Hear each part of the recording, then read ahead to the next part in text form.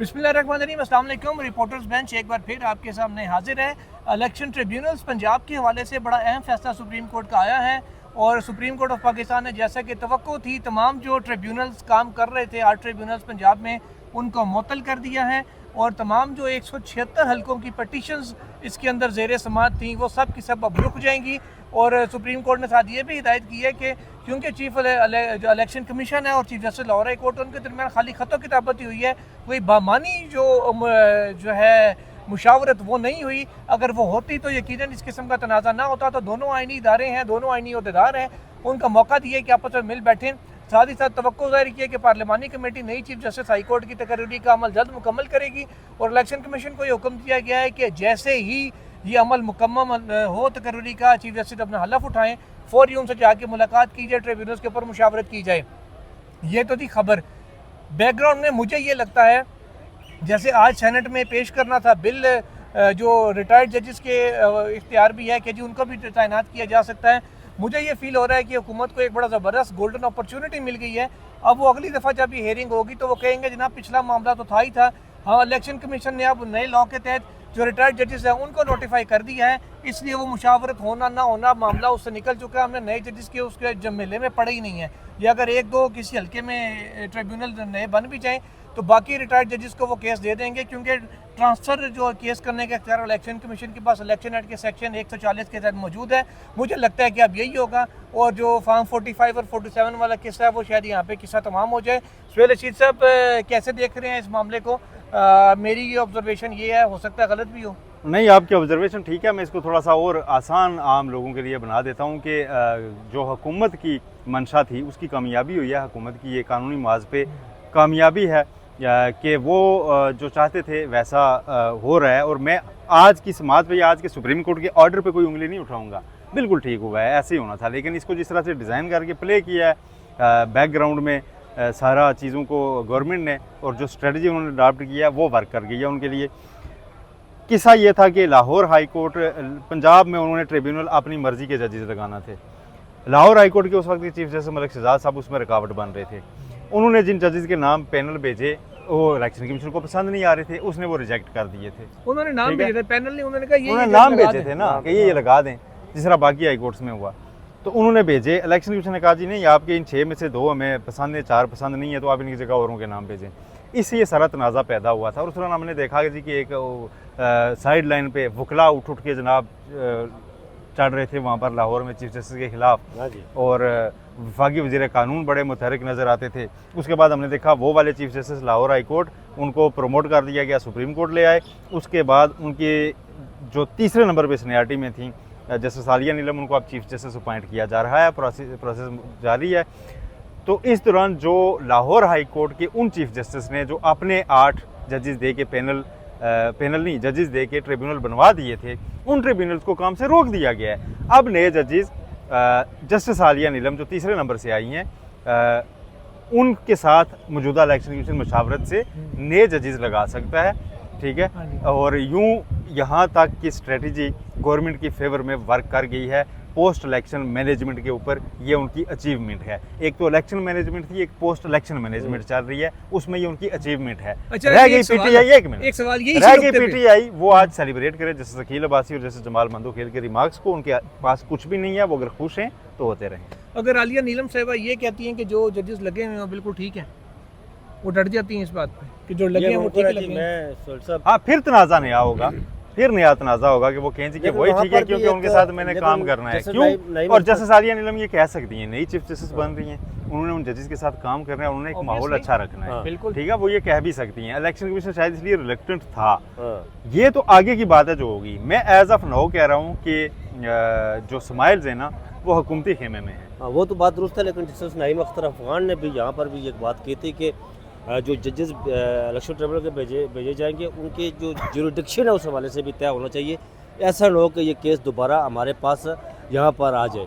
लेकिन ये सोहेल साहब की बात से मैं इत्फाक करते हुए ये कहूँगा कि चीफ जस्टिस काजी फायद ईसा साहब ने इलेक्शन कमीशन ऑफ पाकिस्तान को रेस्क्यू किया आज, और जो अदलिया की आप कह सकते हैं कि मैं तो ये नहीं कहूँगा कि इज़्ज़त जो है वो दाव पर लगाई है या कुछ भी किया है, लेकिन आज की जो समात थी उसमें जस्टिस जस्टिस जमाल खान मंदोखेल और जस्टिस अकील अब्बासी साहब, ये बड़े अच्छे रिमार्क्स थे।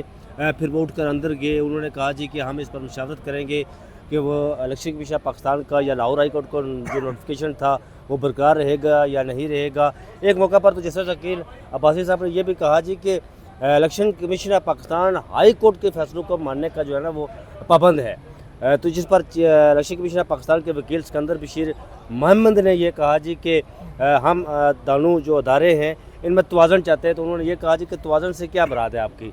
तवाज़न से मुराद ये है कि election commission Pakistan high court आपके फैसलों को माने, ये आसान नहीं हो सकता। फिर जस्टिस जमाल मंदोखेल ने कहा जी कि मैं अगर chief justice Lahore high court होता तो मैं ऐन वही करता जो chief justice Lahore high court ने उस वक्त किया था इलेक्शन ट्रिब्यूनल के मामले पर। और सोहेल साहब कह रहे थे जस्टिस आलिया नीलम के हवाले से, मैं इन्हें कह रहा था अंदर से निकलते हुए कि जस्टिस शहजाद मलिक साहब भी जो chief justice Lahore high court, उनके बारे में भी कहा जाता था कि वो जो है वो नून लीग, वासन बोंड और आजम जी तारुक ग्रुप से उनका तल्लक था जिस वक्त लायर मूवमेंट चल रही थी। फिर बाद में उन्होंने आइन की बात की है, वो ख्वाहिशात की बात नहीं की। और जस्टिस आलिया नीलम के हवाले से भी यही कहा जा रहा है, जो हम सुन रहे हैं और सुनने में आ रहा है कि जस्टिस आलिया नीलम भी आइन और कानून की बात करती है, वो ख्वाहिशात की बात नहीं करती। वो ज़ाहिर अभी चीफ जस्टिस बनी है, वो पार्लिमानी कमेटी आज उसकी मेरे ख्याल में तौसीक कर देगी और 1-2 दिनों तक वो हल भी उठा लेंगी और वो वही करेंगी।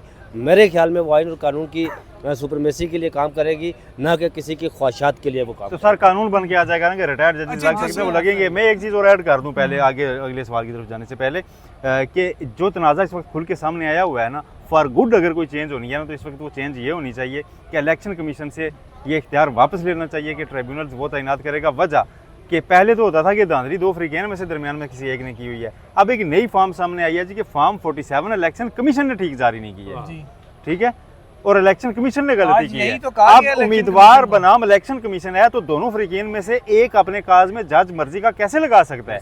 अब ट्रिब्यूनल्स की तैनाती जो है ना खालिस्तान नजरिया को दे देनी चाहिए कि इलेक्शन कमीशन सिर्फ ये रिकॉर्ड पेश किया करेगा जी कि इतनी शिकायत आई है हमारे पास धांधली की, ये आपके पास पड़ी है। उसमें जिस तरह बेंच तश्कील दिए जाते हैं ऐसे हाई कोर्ट ट्रिब्यूनल तश्कील देके तो उनको बाकायदा इलेक्शन कमीशन को भी नोटिस करेगी, इधर भी करेगी और वो फैसला करेगी, ना कि स्वीट विल पे छोड़ा जाए इलेक्शन कमीशन के कि इलेक्शन कमीशन ही कसूरवार है किसी की नजर में और वही जज अपॉइंट करेगा और अपने हाथ में फैसला लेगा। ये कोई तरीका तो नहीं है कि इलेक्शन कमीशन तो फ्री के हर केस में, तो आप कैसे तैनात कर सकते हैं जज के जी? आप कैसे चूज करेंगे कि ये जज होगा ये नहीं होगा? इलेक्शन कमीशन ने कहा कि जी हमने सब जगहों से पैनल मांगे थे, मुशावरत से हुआ था। अकील अब्बासी साहब जो जब ये ट्रिब्यूनल्स बन रहे थे वो सिंध हाई कोर्ट के चीफ जस्टिस थे, उन्होंने कहा जी मुझसे तो कोई पैनल नहीं मांगा गया था, मैंने जो नाम दिया इलेक्शन कमीशन ने मंजूर कर लिया, तो पंजाब में क्यों रफड़ डालें आप लोग? चीफ जस्टिस के इख्तियार को कम क्यों कर रहे हैं? जो लोग तनकीद कर रहे थे बड़े, यहाँ पे काफ़ी सारे टट्टू हमने देखा टप रहे थे बड़े को वीलॉग्स में भी और वैसे भी आगे पीछे कि जनाब वो शहजाद के पास आप तो जी बड़ा गलत काम कर रहे हैं जी, उनको तो लॉ का ही नहीं पता जी, आइन का ये इख्तियार है वो इख्तियार है। जैसे जमाल मंदोखेल ने कहा मैं उनकी जगह होता वही करता, मैं उनकी जगह होता मैं भी यही करता। क्या आप अंडरमाइन कर रहे हैं चीफ जस्टिस के इख्तियार को? जजेस की क्या मजबूरियां, किसने कहाँ तैनात होना है कहाँ नहीं होना, कहाँ ड्यूटी करनी, ये चीफ जस्टिस का काम है। इलेक्शन कमीशन टेक ओवर नहीं कर सकता हाई कोर्ट को, ये जजेस का मौकफ था। अब बहरहाल हुआ ये है कि गैर मुअय्यना मुद्दत तक मुलतवी हुई है। एक में मुकालमा आज मेरा अटॉर्नी जनरल ऑफ पाकिस्तान से बड़ा दिलचस्प मुकालमा हुआ। अच्छा, वो ये मुकालमा नहीं खबर है, ये बुनियादी तौर पर वो ये हुआ समय इब्राहिम साहब पास खड़े थे, तो मैं जब ये समाज शुरू होने से कबल मैं उनके पास चला गया तो मैंने उन्हें कहा कि अटॉर्नी जनरल साहब, मैंने खालिद जावेद साहब जो अटॉर्नी जनरल ऑफ पाकिस्तान रहे ex prime minister Imran Khan के साथ, तो मैंने उन्हें देखा जब अदालतों में पेश होते थे तो वो जब उन्हें लगता कि ये जो भी मामला है ये अगर आइन और कानून से मुतसादम है तो वो कहते थे कि मैं अदालत को इस मामले में असिस्ट नहीं करूँगा, मैं अभी वापस जाता हूँ प्राइम मिनिस्टर के पास, उनसे जाकर मैं मुशावरत करता हूँ। जैसे पीका कानून आया था उस मामले में भी, फिर सदारती ऑर्डिनेंस के मामले में भी रिवर्स करवाता हूँ, और फिर जो तहरीकत में बात पेश हुई थी उस मामले में भी। तो मैंने अटॉर्नी जनरल साहब से कहा कि आपने ये मखसूस नशस्तों के हवाले से जो समाअत हो रही थी इसे आपको ये क्या लग रहा था कि ये गलत? उन्होंने कहा कि ऐसा कुछ है, लेकिन आपने बिल्कुल उल्ट मौक़िफ़ लिया।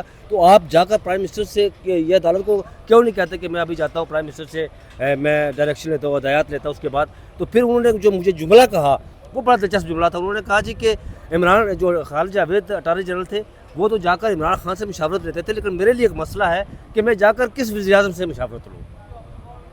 ये अटॉर्नी जनरल पाकिस्तान ने किस वज़ीर-ए-आज़म से मुशावरत? जी, ये तो बिल्कुल वैसा शिकवा है जो मोइन खान ने कहा कि तो शोएब इस अख्तर वक्त ने कितने वज़ीर-ए-आज़म ना notify सुने हैं? यार, ऐसे नहीं करें। अच्छा ये ज़ाया कर रहे हैं फिर मैं उनसे आगे ये बात कहने वाला था कि आप बेहतर है कि वो रिज़ाइन कर दें, क्योंकि आपकी प्रैक्टिस जो है वो तबाह हो रही है और एक जो आप नेकनामी है वो किसी और की तरफ जा चलें, रही है। बहरहाल अब तो ये- फिर ये हुआ कि ओ भाई, अदालत आ गई। पिछले दिनों हुआ ये कि मोइन खान ने ना क्रिटिसाइज़ किया शोएब अख्तर को कि इसने जी इतनी विकेटें ली, ये किया वो किया, इतना कोई बड़ा बॉलर नहीं था। तो शोएब अख्तर ने जवाब ये दिया कि आप सब लोग अजीम बने, आपका कप्तान इमरान खान था, इमरान खान। मेरे कप्तान आप थे। मेरा कप्तान भी इमरान खान होता, मैं भी 500 आउट करता। 500 आउट, आप सही लोग बात मुझे है। खिलाते ही नहीं थे, आप लोग मुझे टाइम पे बॉल नहीं देते थे, आप लोग मुझे हम मैच में बाहर कर देते थे, आप लोग मुझे ना एक ओवर में मार पड़े तो हटा देते थे। तो वही शिकवा आप अटॉर्नी जनरल कर रहे हैं कि वो तो इमरान खान से बात करते, मैं किसे करूं यार, ये क्या बात है। वेल ये अब अटॉर्नी जनरल ही बता सकते हैं कि मुल्क में कितने नोटिफाइड इस वक्त वज़ीर-ए-आज़म आइन के मुताबिक हैं, और जो आइन के मुताबिक पार्लियामान में इलेक्शन हुआ था वज़ीर-ए-आज़म का, उसमें कितने लोग थे और वो कौन जीता था, और आइनी वज़ीर-ए-आज़म इस वक्त कौन है, ये इलेक्शन कमीशन ही यार लोग बताएंगे। कमेंट्स कर रहे हैं। मगर- कल मैंने कमेंट्स पढ़े थे, वो नीचे को किसी ने कमेंट्स किए हुए थे कि हम आपको बर्दाश्त नहीं कर रहे, हम आपके इंतजार करते होते हैं ताकि आपको सुना जाए। नहीं, इस पे सात इदारा कमेंट्स सबका में मशहूर है। सबका मोहब्बत मशहूर का है, इजहार शुक्र करने गुजार। वाले और सुहेल एक साहब एक से का हर बंदा शुक्रिया। शिकवा करता है कि ये कमेंट का जवाब नहीं देते। मैं यार ऑनलाइन मेरी अंडरस्टैंडिंग यही है कि कमेंट का जवाब जो है ना वो एडमिन नहीं, वही दे सकता है। एडमिन देता है, लेकिन जो आपको डायरेक्टेड होता है, अब राय साहब भी जवाब देते हैं, आप भी दे सकते हैं। मैं कोई वो इसमें बात एडमिन मैं होने की इसका शर्त ख्याल नहीं होती। लेकिन रखूंगा, मैं मैं इसका कल ख्याल किसी ने मुझे नीचे लिखा हुआ था व्हाट्सएप नंबर, वो ज़ाहिर है एडमिन इसके जो है वो जुल्करनैन साहब है, आप इनसे रब्ता कीजिएगा थ्रू ईमेल, तो ये सब कुछ आपको बताएंगे। या लेकिन फिर हम- या आपकी फिर हम सब के साथ हम सब के साथ आप ट्विटर पे इनबॉक्स में रब्ता कर सकते हैं, क्योंकि नंबर पब्लिक कर दिया, आपको पता है फिर हम घरों में सो नहीं सकेंगे, फिर बहुत से मामला है, क्योंकि हमारे ज़्यादातर जो आप चाहने वाले हैं, ज़्यादातर देखने वाले हैं, बहुत से लोग पाकिस्तान से बाहर से भी हैं, टाइम डिफरेंस होता है तो फिर बड़ी फैमिलीज डिस्टर्ब भी हो जाती हैं। ये वजह खाली, बाकी और कोई ये नहीं है कि आपकी वजह से हम लोग यहाँ पे आज कायम है और चल रहे हैं। आप ही की मोहब्बतें, आप ही के मशकूर हैं, इंशाल्लाह आप ही का आइंदा भी ताउन के तलबगार रहेंगे। थैंक यू, अल्लाह हाफिज़।